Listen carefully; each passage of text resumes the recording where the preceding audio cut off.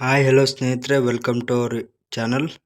ಇವತ್ತು ಈ ಒಂದು ವಿಡಿಯೋದಲ್ಲಿ KPTCLಲ್ಲಿರುವಂತಹ ಜೂನಿಯರ್ ಪವರ್ಮ್ಯಾನ್ ಮತ್ತು ಜೂನಿಯರ್ ಸ್ಟೇಷನ್ ಅಟೆಂಡರ್ ಹುದ್ದೆಗಳಿಗೆ ಸಂಬಂಧಿಸಿದಂತೆ ಫಿಸಿಕಲ್ ರಿಸಲ್ಟ್ ಯಾವಾಗ ಮತ್ತು 1:1 ತಾತ್ಕಾಲಿಕ ಲಿಸ್ಟ್ ಯಾವಾಗ ಮತ್ತು ಇನ್ನೊಂದು ಇಂಪಾರ್ಟೆಂಟ್ ಅಂದರೆ ಮತ್ತೊಮ್ಮೆ ಮೂಲ ದಾಖಲಾತಿ ಪರಿಶೀಲನೆ ನಡೆಸುವುದು ಪಕ್ಕನಾ ಎಂದು ಈ ಒಂದು ವಿಡಿಯೋದಲ್ಲಿ ಸಂಪೂರ್ಣವಾಗಿ ತಿಳಿಸಿಕೊಡುತ್ತೇನೆ. ಯಾರೇನು ನಮ್ಮ ಚಾನಲನ್ನು ಸಬ್ಸ್ಕ್ರೈಬ್ ಮಾಡಿಲ್ಲ ಸಬ್ಸ್ಕ್ರೈಬ್ ಮಾಡಿಕೊಂಡು ಬೆಲ್ ಐಕನ್ನನ್ನು ಕ್ಲಿಕ್ ಮಾಡಿಕೊಂಡು ಇಂಥ ಅಪ್ಡೇಟ್ ವಿಡಿಯೋಗಳಾಗಿ ನೋಟಿಫೈ ಆಗಿರಿ ಅಂತ ಹೇಳ್ತಾ, ನೋಡಿ ಸ್ನೇಹಿತರೆ, ಇಲಾಖೆಯಲ್ಲಿರುವಂಥ ಈಗಾಗಲೇ ಇಲಾಖೆಯಲ್ಲಿರುವಂಥ ಸಿಬ್ಬಂದಿಗಳಿಗೆ ವಿಚಾರಿಸಿದಾಗ ಅವರು ಹೇಳಿದರು ಡಾಕ್ಯುಮೆಂಟ್ಸ್ ವೆರಿಫಿಕೇಷನ್ ನಡೆಸುತ್ತಾರೆ ಎಂದು ಹೇಳಿದರು.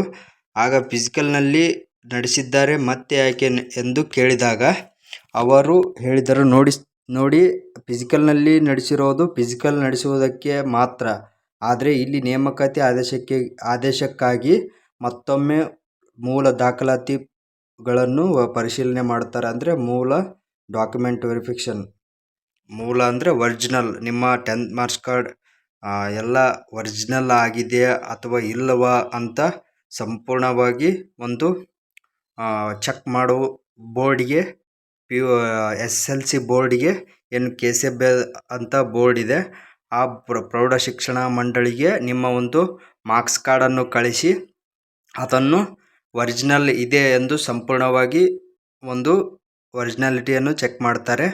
ಹೀಗೆ ಎಲ್ಲ ರೀತಿಯಾದಂತಹ ದಾಖಲಾತಿಗಳನ್ನು ಸಂಪೂರ್ಣವಾಗಿ ಇನ್ನೊಮ್ಮೆ ಪರಿಶೀಲನೆ ಮಾಡುತ್ತಾರೆ ಎಂದು ಅವರು ತಿಳಿಸಿಕೊಟ್ಟಿದ್ದಾರೆ. ಸ್ನೇಹಿತರೆ, ಒಂದಂತೂ ಸತ್ಯ, ಡಾಕ್ಯುಮೆಂಟ್ಸ್ ವೆರಿಫಿಕೇಷನ್ ಮೂಲ ದಾಖಲಾತಿಗಳ ಪರಿಶೀಲನೆ ನಡೆಸುತ್ತಾರೆ. ನೀವು ಎಲ್ಲ ಡಾಕ್ಯುಮೆಂಟ್ಸ್ಗಳನ್ನು ಸಿದ್ಧವಾಗಿ ಇಟ್ಕೊಂಡಿರಿ.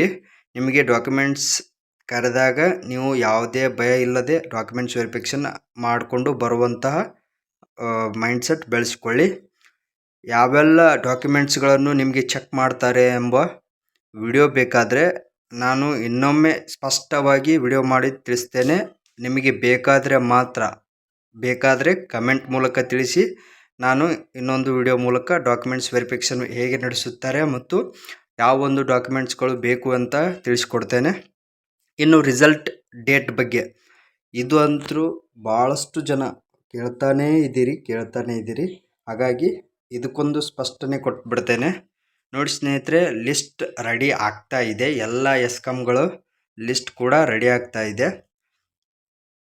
ಸೆಪ್ಟೆಂಬರ್ ಇಲ್ಲ ಅಕ್ಟೋಬರ್ನಲ್ಲಿ ನಿಮ್ಮ ರಿಸಲ್ಟ್ ಬಿಡುವ ಸಾಧ್ಯತೆಗಳು ಆಗ್ತಾ ಇದೆ. ನಿಮ್ಮ 1:1 ತಾತ್ಕಾಲಿಕ ಲಿಸ್ಟ್ ಬಿಟ್ಟ ನಂತರ ನಿಮಗೆ ಡಾಕ್ಯುಮೆಂಟ್ ವೆರಿಫಿಕೇಷನ್ ನಡೆಸುತ್ತಾರೆ. ಹಾಗಾಗಿ ಸೆಪ್ಟೆಂಬರ್ ಅಥವಾ ಅಕ್ಟೋಬರ್ನಲ್ಲಿ ನಿಮ್ಮ ಒಂದು ರಿಸಲ್ಟನ್ನು ಅನೌನ್ಸ್ ಮಾಡುವ ಸಾಧ್ಯತೆ ಇದೆ. ದಯವಿಟ್ಟು ವೇಟ್ ಮಾಡಿ. ಯಾವ ಎಸ್ಕಾಮ್ ಮೊದಲು ಬಿಡ್ತಾರೆ ಅಂದರೆ, ನೋಡಿ ಸ್ನೇಹಿತರೆ, ಬೆಸ್ಕಾಮ್ ಬಿಡ್ಬೋದು ನನ್ನ ಪ್ರಕಾರ. ಏಕೆಂದರೆ ಈ ಹಿಂದೆ ನೋಡ್ಬೋದು ನೀವು, ಬೆಸ್ಕಾಮ್ ಮತ್ತು ಸೆಸ್ಕಾಮ್, ಮೆಸ್ಕಾಮ್ ಇವು ಮೂರು ಮೊದಲು ಫಿಸಿಕಲ್ ನಡೆಸಿದ್ದಾರೆ. ಹಾಗಾಗಿ ಒಂದು ಎಸ್ಕಾಮ್ಗಳಲ್ಲಿ ಬೇಗ ಬಿಡ್ಬೋದು ಅಂತ ಅಂದ್ಕೊಂಡಿದ್ದೇನೆ. ಹೀಗಾಗಿ ನೀವು ಎಲ್ಲದಕ್ಕೂ ಸನ್ನದ್ಧರಾಗಿರಬೇಕೆಂದು ಹೇಳುತ್ತೇನೆ. ಫಿಸಿಕಲ್ ಆಗಿ ಭಾಳಷ್ಟು ದಿನ ಹಾಗೇ ಆಗುತ್ತೆ. ಏಕೆಂದರೆ ಎಲ್ಲ ಲಿಸ್ಟ್ ರೆಡಿ ಆಗಬೇಕಂದ್ರೆ ಸಮಯ ತೆಗೆದುಕೊಳ್ಳುತ್ತೆ. ಲಿಸ್ಟ್ ಆದರೆ ಬಂದೇ ಬರುತ್ತೆ. ನೀವು ದಯಮಾಡಿ ನಿಮ್ಮ ಡಾಕ್ಯುಮೆಂಟ್ಸ್ ಸಿದ್ಧತೆಗೆ ಹೆಚ್ಚು ಗಮನ ಕೊಡಿ. ಯಾವುದೇ ಒಂದು ಡಾಕ್ಯುಮೆಂಟ್ಸ್ ಡೇಟ್ ರಿಟೈರ್ಡ್ ಆಗಿದ್ದರೆ ಅದನ್ನು ಪರಿಶೀಲಿಸಿ ಮತ್ತೊಮ್ಮೆ ಮಗದೊಮ್ಮೆ ಚೆಕ್ ಮಾಡ್ತಾ ಇರಿ. ಚೆಕ್ ಮಾಡುತ್ತಾ ನಿಮ್ಮ ಒಂದು ಬೇರೆ ಯಾವುದೇ ಒಂದು ಡಾಕ್ಯುಮೆಂಟ್ಸ್ ಫಾಲ್ ಆದರೆ ಅವನ್ನು ಇನ್ನೊಮ್ಮೆ ಹೊಸದಾಗಿ ತೆಗೆಸ್ಕೊಳ್ಳಿ. ನಿಮ್ಗೆ ಏನಾದರೂ ಡಾಕ್ಯುಮೆಂಟ್ಸ್ ವೆರಿಫಿಕೇಷನ್ ಬಗ್ಗೆ ಸ್ಪಷ್ಟವಾದಂತಹ ವಿಡಿಯೋ ಬೇಕಾದರೆ ನನಗೆ ಕಮೆಂಟ್ ಮೂಲಕ ತಿಳಿಸಿ ಮಾಡಿ ಅಂತ. ಆಗ ಮಾತ್ರ ಎಲ್ಲರೂ ಹೇಳಿದಾಗ ಮಾತ್ರ ನಾನು ಅದರ ಬಗ್ಗೆ ಡಾಕ್ಯುಮೆಂಟ್ಸ್ ವೆರಿಫಿಕೇಷನ್ ಬಗ್ಗೆ ಮಾಡುತ್ತೇನೆ. ಏಕೆಂದರೆ ಕೆಲವೊಂದು ವಿದ್ಯಾರ್ಥಿಗಳಿಗೆ ಈಗಾಗಲೇ ಗೊತ್ತಿರುತ್ತೆ ಹೇಗೆ ಅಂತ ಹೇಳಿ. ಹಾಗಾಗಿ ಗೊತ್ತಿರೋರು ಬಿಡೋದು ಉತ್ತಮ. ಇದು ಆಗಿತ್ತು ಸ್ನೇಹಿತರೆ ಒಂದು ಇನ್ಫಾರ್ಮೇಟಿವ್ ವಿಡಿಯೋ. ಇದು ಇಷ್ಟ ಆದರೆ ಲೈಕ್ ಮಾಡಿ, ಶೇರ್ ಮಾಡಿ, ಸಬ್ಸ್ಕ್ರೈಬ್ ಮಾಡಿಕೊಂಡು ಫಾಲೋ ಆಗಿರಿ ಅಂತ ಹೇಳ್ತಾ ಎಲ್ರಿಗೂ ನಮಸ್ಕಾರ, ಧನ್ಯವಾದಗಳು. ಜೈ ಹಿಂದ್, ಜೈ ಕರ್ನಾಟಕ ಮಾತೆ.